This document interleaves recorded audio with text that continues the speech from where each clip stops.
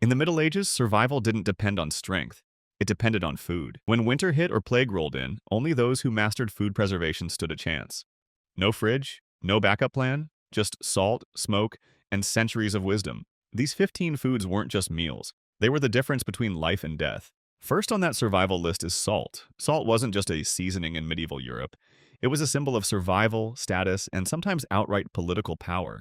Known as white gold, salt was so valuable that entire cities and trade routes were built around it. In fact, the word salary comes from the Latin word salarium, which referred to the payments Roman soldiers received to buy salt. That's how essential it was, but why so precious? Simple preservation. Salt has a natural ability to draw out moisture through osmosis, making it lethal to bacteria and mold. Peasants in the Middle Ages used it to dry cure meats and fish, storing them for months at a time without spoilage. Salted herring, for instance, was a staple in coastal regions, traded far inland.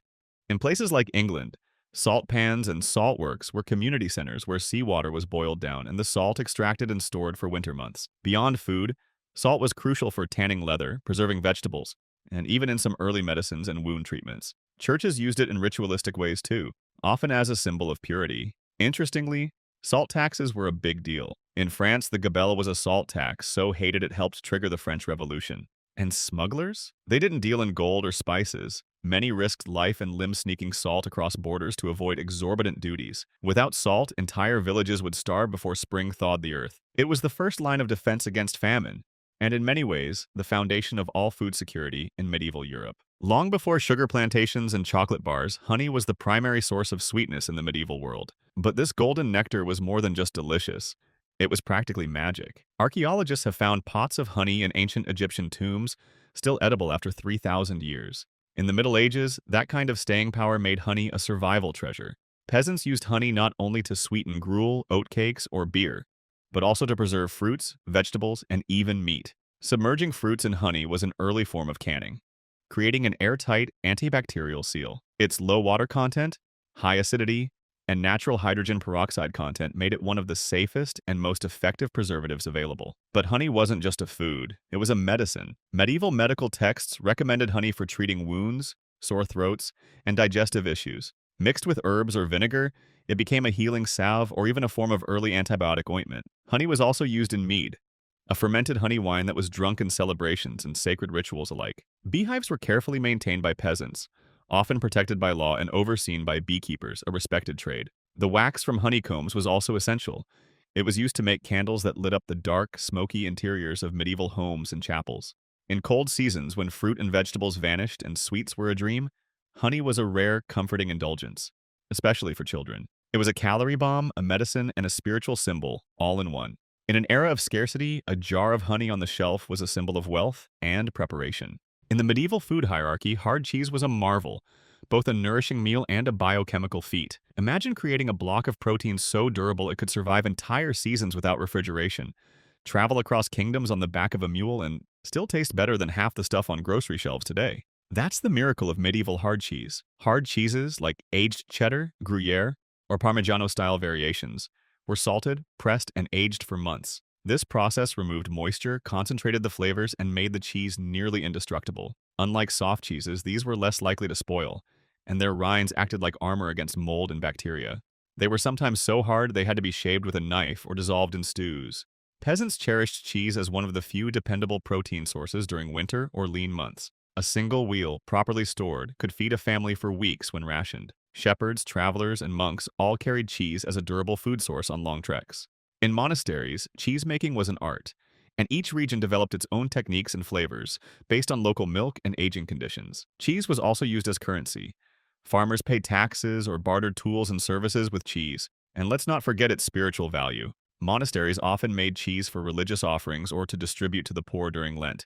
It wasn't glamorous, but it was reliable. And in a world where survival meant planning for the worst, hard cheese was a delicious insurance policy. Beans might not get the spotlight in fairy tales, but in the real story of medieval survival, dried legumes were absolute legends. They were cheap, accessible, full of protein, and, most importantly, could last for years if kept dry and protected from pests. Peasants didn't need fancy food science to understand their value. They simply stored lentils, chickpeas, and broad beans in tightly sealed sacks, hung high in their homes or stored in ceramic jars. These dry environments prevented rot and discouraged bugs and rodents. And because legumes don't spoil easily, they became a dependable base for the most common peasant meal, stew. Stews were a culinary lifesaver in the Middle Ages. You could throw in whatever you had: onions, herbs, root vegetables, even bone broth cubes, and bulk it out with legumes. Beans were the body. They were filling, nutrient-dense, and gave you slow-burning energy to last a day of hard labor. In monasteries, beans and lentils were essential substitutes for meat, especially during long fasting periods where animal products were forbidden.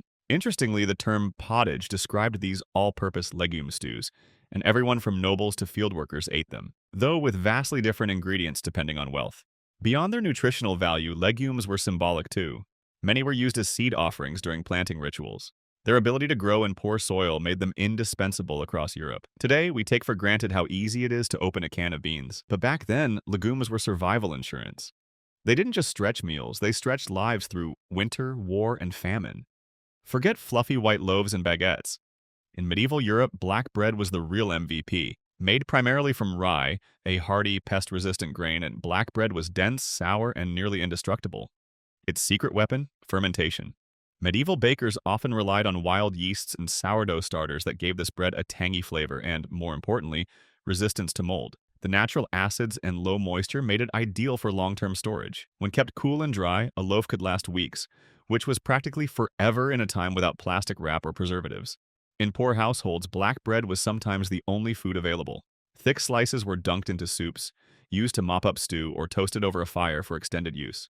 It was so important that many families had designated bread storage chests, often locked and raised off the floor, to protect it from moisture, rats, and hungry neighbors. The dark color of the bread wasn't just about rye. It reflected your social status. The darker the bread, the poorer the household. Nobles preferred white bread made from wheat flour, which was more expensive and harder to come by. But poor peasants saw black bread as reliable fuel, loaded with fiber, calories, and sustenance. In some communities, leftover black bread was dried and used to make gruel, breadcrumbs, or even served as makeshift plates called trenchers. After meals, these bread plates were given to the poor or eaten by servants. Modern sourdough bread owes a lot to these medieval loaves. But where today it's a trend, back then, black bread was a matter of life or death, a loaf that kept on giving long after the oven cooled. In an era where livestock was precious and refrigeration non-existent, every bite of meat had to count. And smoked dried meat was how medieval people made it last. Whether it was beef, pork, venison, or even fish, once slaughtered, the clock was ticking. So peasants salted the meat heavily, drawing out moisture and preventing bacterial growth. Then came the smoking, a process done over open fires in specially designated smokehouses or right inside home hearths. The result was a hard, chewy, dark-colored meat, essentially medieval jerky. This wasn't snack food, it was survival protein. Dried meat could be stored for months, sometimes half a year if kept in a dry, ventilated space. Hung from rafters in linen sacks or clay containers, it fed families through winter when fresh meat was impossible to come by. Smoked meat was also portable. Travelers, hunters, and soldiers all carried strips tied in cloth or leather pouches.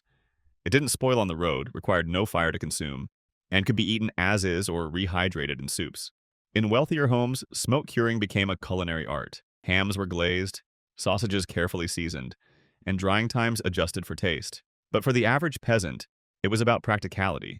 Smoked meat was rationed, often reserved for feast days or desperate times. During plague outbreaks or bad harvests, dried meat was gold. It was used to barter, to stretch stew pots, and even to pay rents or taxes.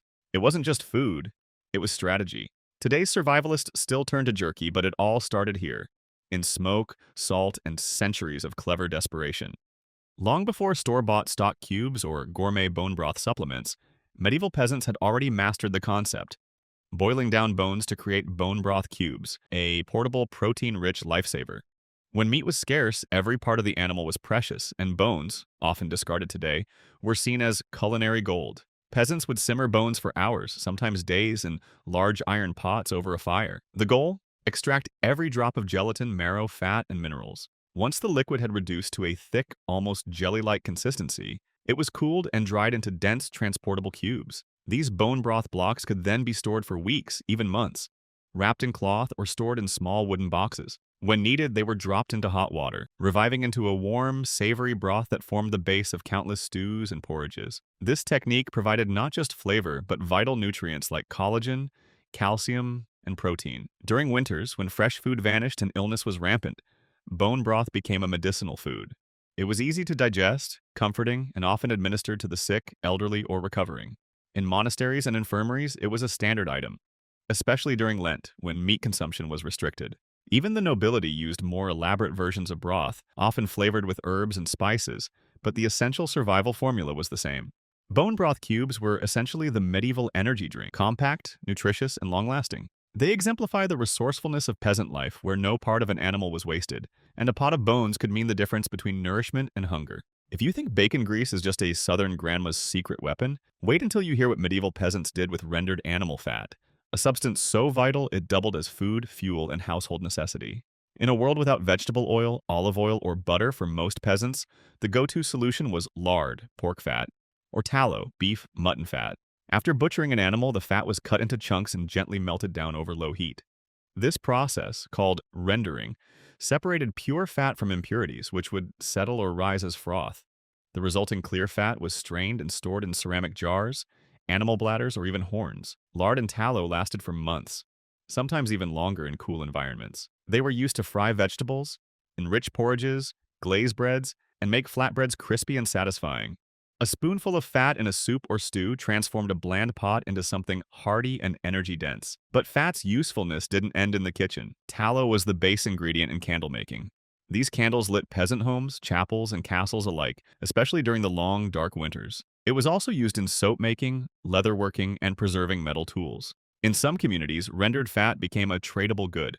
During times of scarcity, a jar of lard could be bartered for bread, seeds, or even medical care. And unlike modern concerns over cholesterol, medieval people saw fat as a blessing. It was calorically rich, flavorful, and multifunctional, perfect for survival. In many ways, rendered fat was the Swiss army knife of medieval kitchens, edible, flammable, and downright essential. In the Middle Ages, walnuts weren't just a snack, they were a food, a fat source, a currency, and even a symbol of fertility and wisdom. And unlike many perishables of the time, walnuts had a secret weapon: their shell. Encased in hard, protective shells, walnuts could last for years without spoiling, especially when kept cool and dry. Peasants gathered them in autumn, dried them under the sun or in attics, and stored them in baskets, sacks, or even buried pits to protect them from rodents. A single tree could yield dozens of pounds of nuts, making them a valuable commodity. In fact, walnut trees were often seen as family heirlooms, planted by one generation for the benefit of the next. Some communities even had legal protections around walnut trees, forbidding their cutting or sale outside the village. Nutritionally, walnuts were dense with energy. Packed with fats, protein, and essential minerals, they offered sustenance during fasting seasons, famine, or winter scarcity. Ground into paste, they enriched stews and baked goods. Mixed with honey, they became a rare delicacy. Rich enough to serve at weddings or holidays, they also had cultural weight. In medieval herbal lore, walnuts were considered brain food due to their shape, and used in remedies for everything from digestion to melancholy. Some even believed carrying a walnut in your pocket could prevent madness. And let's not forget their value in trade. In tight-knit barter economies, a sack of walnuts could be traded for milk, cheese, or even candle wax. Today, we crack them for cookies. But back then, walnuts were survival in a shell: calories, medicine, and money, all wrapped in bark armor. Vinegar might just be one of the most underestimated survival tools in medieval Europe. On the surface, it's just sour wine, or bad beer, depending on your starting point. But in the Middle Ages, vinegar was magic in a bottle. Peasants didn't throw away spoiled alcohol. They fermented it further until it turned into vinegar, a powerful preservative and disinfectant. Its high acidity created an environment hostile to bacteria, mold, and even insects. This made it the go-to substance for pickling vegetables, curing onions, and preserving garlic and eggs. Cabbage preserved in vinegar turned into an early form of sauerkraut, while pickled beets and leeks stayed edible long into winter. But vinegar wasn't just about food. It was about cleanliness and safety. Used as a rudimentary disinfectant, vinegar helped clean tools, treat minor wounds, and was even sprinkled in households to repel fleas and lice. During the Black Plague, some people carried vinegar-soaked cloths to protect themselves from miasmas, bad air, believing it kept disease at bay. Vinegar also featured in cooking, adding flavor to soups, balancing out fatty dishes, and creating early versions of sauces. It was often mixed with herbs and honey to make a refreshing drink called oxymel, believed to boost immunity. Making vinegar was surprisingly simple. Leave wine or ale exposed to air, and over weeks, Acetobacter bacteria will transform the alcohol into acetic acid. Peasants often had vinegar-making crocks permanently stationed in their kitchens. In a world without refrigeration, vinegar was as essential as salt or honey. It didn't just preserve food, it preserved life. Every kitchen had a jug, every household used it, and every peasant knew its worth. In medieval times, the water was often more dangerous than the wine, and so people drank ale. But not the high alcohol pints you might imagine. Medieval ale was low in alcohol, high in nutrition, and central to daily life. It was brewed in every village, every monastery, and often in every household. This was small ale, a lightly fermented grain drink that provided safe hydration in an age when contaminated wells could kill. Boiling the water during brewing helped eliminate harmful bacteria, and the resulting drink was mild enough for even children to consume regularly. In fact, many peasants drank ale with every meal, including breakfast. Ale also provided valuable calories. Made from barley, oats, or rye, it retained many of the grain's nutrients. Think of it as liquid bread, hearty, sustaining, and brewed fresh every few days. And unlike modern beer, it was often unfiltered and cloudy, making it rich in fiber and yeast. Ale brewing was a communal skill, often handled by women known as alewives, who sold their brews locally. These women held significant social power, respected for their role in feeding and protecting their communities. Many towns even had public brewing houses for families who lacked their own equipment. Monasteries perfected the art of brewing stronger, more refined ales, often sold to fund their charitable works. But for peasants, ale was about survival. It was safer than water, filled their bellies, and could be stored in wooden barrels or clay jugs for days without spoiling. Ale was more than a drink. It was a way of life. Without it, millions may not have lived through the plagues, famines, or hard labor of the Middle Ages. If you ever wondered what fed the medieval masses day after day, look no further than porridge. It was the everyman's breakfast, lunch, and dinner, simple, reliable, and incredibly easy to preserve when made from dried grains and herbs. The genius of porridge mix lay in its convenience. Blend grains like oats, barley, or millet with dried herbs and salt, then store them dry until needed. With a pot, fire, and water, porridge came to life in just minutes. It was infinitely adaptable. Add dried legumes and bone broth cubes, and it became a hearty stew. Stir in honey or crushed fruit leather, and you had a rare sweet treat. Add vinegar and herbs, and it transformed into a savory gruel. It could be thick or thin, plain or dressed up, making it one of the most versatile dishes in the medieval diet. This dry mix was easy to store in cloth sacks or ceramic pots, lasted for months, and required minimal effort to cook. During harsh winters or after long labor in the fields, porridge was a warm, sustaining comfort food. It was especially crucial for feeding children, the sick, and the elderly, anyone who couldn't chew tougher fare like black bread or dried meat. Interestingly, porridge was also a social food. Large communal pots bubbled in village hearths shared among families, with everyone adding what little they had. In times of famine, porridge kept communities alive. Modern oatmeal is its distant descendant, but in the medieval world, porridge mix was the great equalizer. Whether rich or poor, noble or peasant, when the cold hit and food was scarce, porridge was the bowl that never ran dry. In the pantheon of medieval survival foods, barley deserves a throne of its own. It wasn't glamorous, nobody sang songs about barley, but without it, millions might not have survived. Barley was the ultimate medieval multitasker. It was easier to grow than wheat, more resistant to cold and pests, and produced reliable yields even on poor soil. That made it ideal for peasant farmers working rugged terrain with minimal tools. Barley didn't need pampering. It thrived where other grains failed. Once harvested, barley could be stored dry for months, sometimes years if kept away from moisture and rodents. It was incredibly versatile. Ground into flour, it became the base for bread and flatbreads. Boiled whole, it turned into porridge. Fermented, it was used to brew ale. Roasted and crushed, it served as a coffee substitute in later centuries. But its role didn't end with food. In many households, barley straw was used for animal bedding, stuffing mattresses, and even weaving simple mats. The grain husk served as feed for pigs and poultry. Health-wise, barley was no slouch. Rich in fiber, selenium, and B vitamins, it kept people regular and energized. It was also cheap, making it a staple in homes from England to Poland. Medieval doctors even prescribed barley water to treat fevers and digestive issues. Some monasteries grew entire fields of it to fuel their baking and brewing needs. In poor seasons, barley porridge became a daily ritual, eaten morning and night with whatever vegetables or fats were available. Barley didn't just nourish, it endured. It was the kind of food that stuck to your ribs, stretched through winter, and always came back stronger in spring. In a world of uncertainty, barley was the grain that peasants could bet their lives on. Flatbreads were the medieval answer to fast food, quick to cook, hard to ruin, and virtually immortal compared to their yeasted cousins. They were the simplest form of bread imaginable: flour, water, salt, if available, and a hot surface. Without yeast or leavening, flatbreads didn't rise, meaning they didn't trap moisture the same way fluffy loaves did. Less moisture meant less mold, which made flatbreads ideal for long-term storage. Once baked, they were left to cool and then stored in dry sacks or on wooden shelves. Still edible. Weeks later, heat them over the fire and they bounced back. Every culture had its version. Oat cakes in Scotland, rye cakes in Scandinavia, barley rounds in Britain. They were eaten plain, dunked in broth, or slathered in fat. In lean times, flatbread was sometimes the only thing on the plate.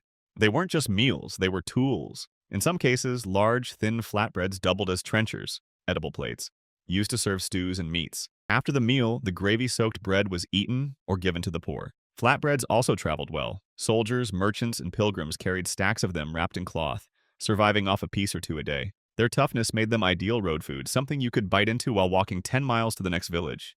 In the kitchen, they were forgiving. No waiting for dough to rise, no worrying about temperature. Just slap it on a hot stone or iron griddle and flip. Done in minutes. In today's world, flatbreads are trendy, but back then, they were edible insurance. Sturdy, simple, and ready whenever life got hard. Every peasant knew you might lose a crop, a cow, or even hope, but if you had flatbread, you had a chance. In a time when sugar was more valuable than gold, fruit leather was a rare luxury and an ingenious method of preservation. Made by crushing ripe fruits and spreading the pulp thin to dry in the sun or over warm stones, fruit leather was sweet, nutritious, and shockingly shelf-stable. It was medieval candy with a purpose. Peasants used apples, plums, blackberries, or pears, whatever fruit was in season. Sometimes honey was added for extra sweetness and preservation, but often the fruit's natural sugar did the trick. As the paste dried, it transformed into a chewy, leathery strip that could be rolled, cut, and stored in wax cloth or bark wrappings. Fruit leather lasted months without spoiling, perfect for winter, when fresh produce vanished. It retained many of the vitamins from the original fruit, especially vitamin C, which helped fight off scurvy and other illnesses during the colder seasons. Children loved it, and parents rationed it like treasure. A strip might be given as a reward, a festival treat, or a comfort food during sickness. Soldiers and travelers also carried it in their pouches.